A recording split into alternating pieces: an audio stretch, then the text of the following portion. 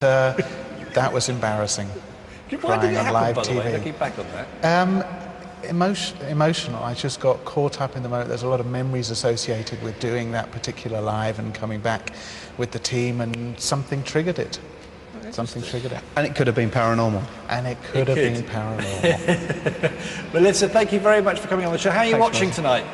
Watching it at home on my own with my cat. Very sad. Cat's name again? Pickle. Pickle, right. You and Pickle. Have a good night. Enjoy. Don't get too scared. Thank you. All right, thank you. Give it up for Melissa.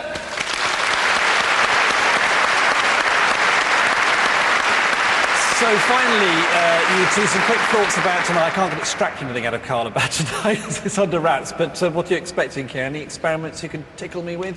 No, there'll be hints of an experiment that was done earlier on in the week. Okay. Hints of it. Hints. I won't say any more. Okay. And it was quite a successful experiment from looking back at the tapes.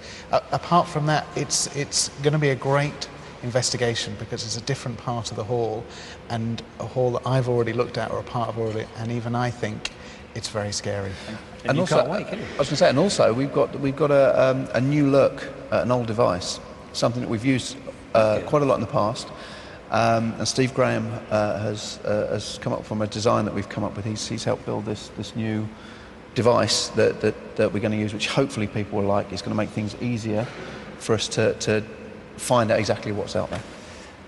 Kieran, Carl, the search for demons is just minutes away. Yeah. We'll see you in a few minutes' time. Thank you very much indeed to them. Don't you dare go away, because tonight is the big night, the final night of our extraordinary week in the Northwest. See you in a minute.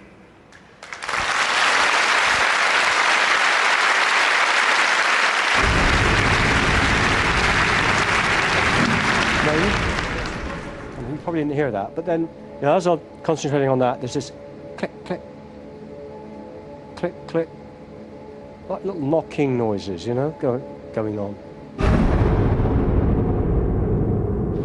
Tune in after the break to find out my New Year's resolution.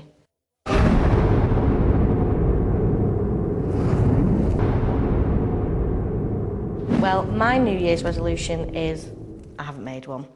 I did this last year, I'm doing the same again. Just get on with it, enjoy life and have fun.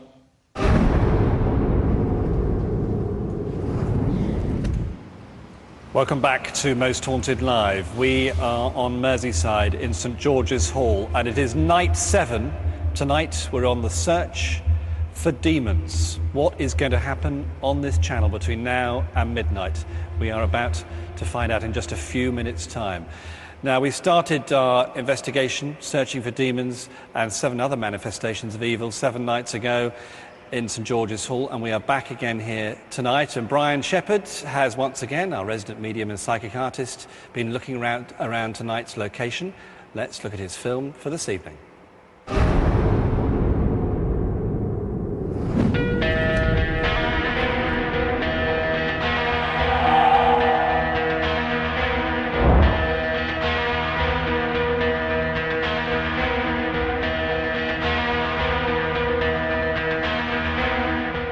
Architecturally, it's sort of very interesting with all these arches. As you say, we're down on now, and at the foundation of the building, you do certainly feel that where we're standing now, many people have stood before us. You know what's happened down here. We're very near the cell area. You know, you get echoes of that. Certainly find it very, very interesting. Now you probably didn't hear that, but then, you know, as I'm concentrating on that, there's this click, click, click, click, like little knocking noises, you know, going on. What I'm going to do now, I'm going to back this up with some, you know, photographs so that I can get detail.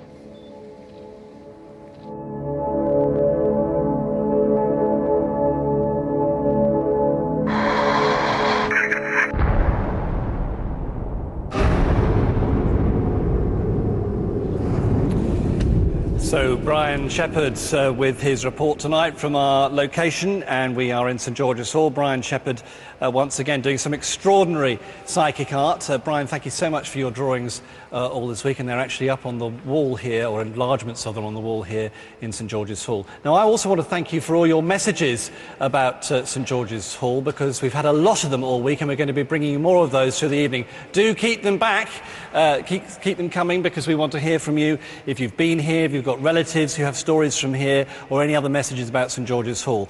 And I leave you with this from Jean in Liverpool. I noticed the team are back in St George's Hall. Has anyone found the animal graves yet?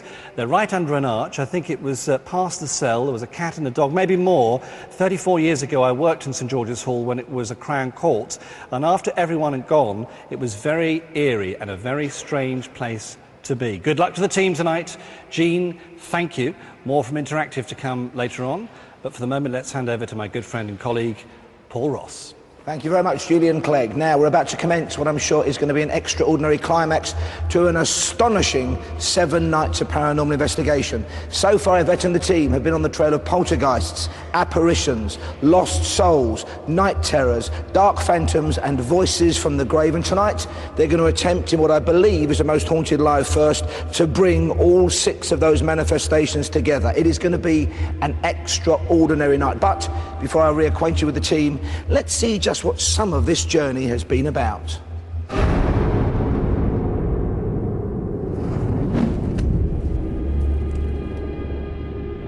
By the pricking of my thumbs, something wicked this way comes. Over 7 nights, the Most Haunted team will attempt to find, name, and bring to the light the most frightening earthly forms that supernatural manifestations of evil can achieve. Do certain unnatural ghostly creatures remain earthbound, trapped in different guises, caught in a twisted spiral of damnation, condemned to live out a continuous loop of shadowy, malevolent existence as poltergeists, apparitions, lost souls, voices from the grave, dark phantoms, and night terrors? We intend to unleash these wraiths of the netherworld as they hang in limbo between our world and the next, and use their power to bring this terrifying search to a frightening culmination with a final night of pure terror, when the team will attempt to drive out the worst of all our most terrible imaginings as we descend beneath the earth to seek out demons. Will our investigation find tangible and horrifying substance as we pursue the search for evil?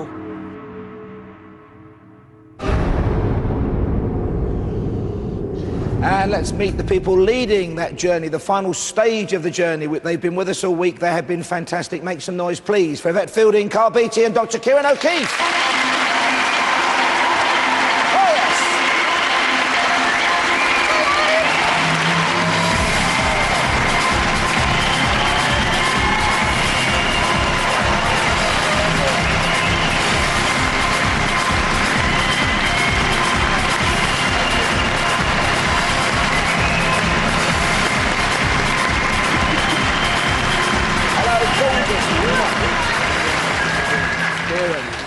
Well, this has got to be one of the most all-encompassing investigations you guys have ever attempted. First of all, how do you feel? How drained do you feel? Because you've been through such a roller coaster of emotions. I would say I was absolutely exhausted, but because it's the last night and because of what's happened on the other nights so far, I'm really, really excited. Frightened at the same time, can't wait to get on with it. I know Carl's incredibly nervous about what we're going to experience. Yeah. You know, I felt for you both last night, because I'm not particularly keen, as nobody is, on going below ground into the dark when you both went down that well. What was that like, Carl?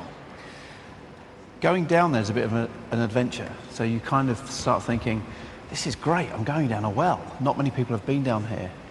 It's only when you get down there and you're on your own, or you're waiting for Yvette to come down, you start realising, and things happen, you start thinking, I shouldn't be down here, I actually want to leave.